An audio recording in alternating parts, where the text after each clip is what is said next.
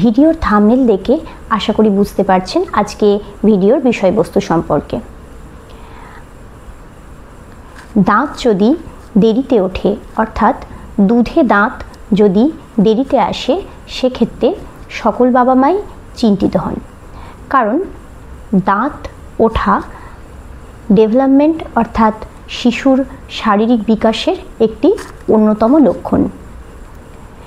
দাঁত বিভিন্ন কারণে দেরিতে আসতে পারে। সাধারণত 6 থেকে 9 মাসের মধ্যে দুধে দাঁত উঠতে দেখা যায়। কারো কারো ক্ষেত্রে সেটা 1 বছরও হতে পারে বা 14 মাসেও দাঁত উঠতে অনেক বাচ্চার দেখা যায়। কিন্তু 3 বছরের মধ্যে বেশিরভাগ বাচ্চার ক্ষেত্রেই 20টি দাঁত উঠে আসে। প্রতিটি বাচ্চার গঠন যেহেতু ভিন্ন, তাই তাদের দাঁত ওঠার সময়ও কিন্তু ভিন্ন। কিন্তু কিছু ক্ষেত্রে দেখা যায় যে শিশুর দাঁত অনেকটাই দেরিতে আসছে, সেক্ষেত্রে কিন্তু আমাদেরকে সচেতন হতে হবে। আমি ডক্টর করবী ঘোষ আজকে আলোচনা করব শিশুর দাঁত দেরিতে ওঠার কারণ সম্পর্কে, সাথে জেনে নেব দাঁত দেরিতে উঠলে কি কি জটিলতা সৃষ্টি হতে পারে আর কখনই বা আপনাদের বিশেষজ্ঞ ডক্টরের পরামর্শ নেওয়া উচিত।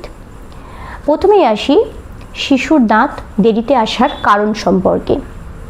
প্রথমেই যেই কারণটি আপনাদেরকে বলবো সেটি হলো, কিছু কিছু ক্ষেত্রে দেখা যায় যে শিশুর বাবা বা মা তাদের দুধে দাঁত অনেকটাই দেরিতে এসেছে, তাই সেক্ষেত্রে কিন্তু হেরিডিটরি কারণে বাচ্চাটিরও দাঁত দেরিতে আসছে এবং সেটা খুব নর্মাল ব্যাপার। দ্বিতীয় যে কারণটি আমি বলবো সেটি হলো ক্যালসিয়াম এবং ভিটামিন ডি এর ডেফিসিয়েন্সি। অনেক বাচ্চার ক্ষেত্রেই ক্যালসিয়াম ও ভিটামিন ডি এর ডেফিসিয়েন্সি দেখা যায় এবং সেটির জন্যও কিন্তু দাঁত দেরিতে আসতে পারে। সেক্ষেত্রে কিন্তু অবশ্যই পেডিয়াট্রিক ডক্টরের নির্দেশ অনুসারে ক্যালসিয়াম বা ভিটামিন ডি সাপ্লিমেন্ট নিতে হবে এবং ক্যালসিয়াম ও ভিটামিন ডি যুক্ত খাবার বাচ্চাদেরকে বেশি পরিমাণে খাওয়াতে হবে।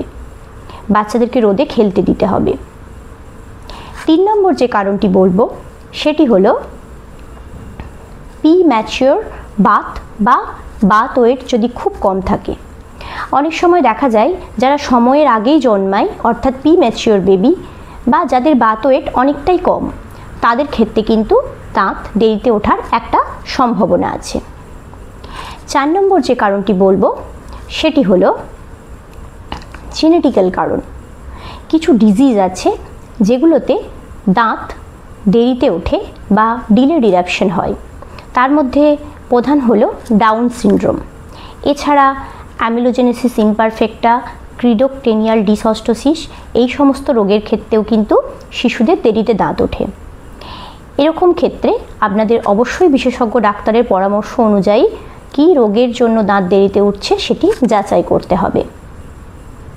এর পরের কারণটি যেটি বলবো সেটি হলো হরমোনাল অসামঞ্জস্যতা, অর্থাৎ এন্ডোক্রাইন ডিসঅর্ডার।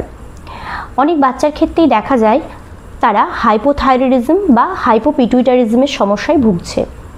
এই হরমোনাল ডিসব্যালেন্সের জন্য কিন্তু দাঁত উঠতে অনেক সময় দেরি হয়। আরেকটি যেই কারণে দাঁত দেরিতে উঠতে পারে সেটি হলো ফিজিক্যাল ব্যারিয়ার, অর্থাৎ দাঁতের ওঠার পথে যদি কোনো বাধা থাকে। অনেক ক্ষেত্রে দেখা যায় দাঁত মাড়িতে উঠে আসতে পারছে না, কারণ মাড়ির থিকনেস বেশি বা যেই হাড়ের মধ্যে দাঁত আছে সেই হাড়টি খুব ডেন্স বা শক্ত। এছাড়াও অনেক সময় সিস্ট বা টিউমারও থাকলে দাঁত উঠে আসতে পারে না। সেক্ষেত্রে যেই বাধা বা ফিজিক্যাল ব্যারিয়ারটি আছে সেটিকে সরিয়ে দিলে অপারেশনের মাধ্যমে দাঁতটি কিন্তু নিজের জায়গায় উঠে আসে। আশা করি দাঁত দেরিতে ওঠার কারণ সম্পর্কে কিছুটা ধারণা দিতে পেরেছি। এবার আসি, দাঁত যদি দেরিতে আসে সেক্ষেত্রে শিশুদের কি কি সমস্যা হতে পারে। দাঁত দেরিতে এলে যেটা প্রধান সমস্যা হয় সেটা হলো স্পিচ ডেভেলপমেন্টে ডিলে, অর্থাৎ কথা বলতে বাচ্চার দেরি হয়। 2 নম্বর যেটা সমস্যা হতে পারে সেটা হলো আপনার চিউ করে খাওয়া বা বাইট করে খাওয়ার অসুবিধা। আর 3 নম্বর সমস্যা হলো জ মাসল বা ফেশিয়াল মাসলের ডেভেলপমেন্ট হতে ডিলে হয় বা জ বোনের ডেভেলপমেন্ট হতে ডিলে হয় যদি দাঁত দেরিতে আসে।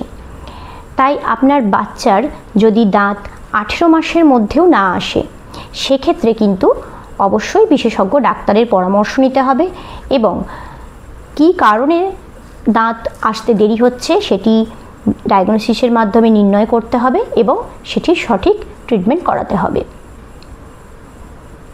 আশা করি এই ভিডিওর মাধ্যমে বাচ্চাদের দেরিতে দাঁত ওঠার কারণ, তার জটিলতা বা কখন আপনাদের ডাক্তারের কাছে যেতে হবে সেই সম্পর্কে ধারণা দিতে পেরেছি।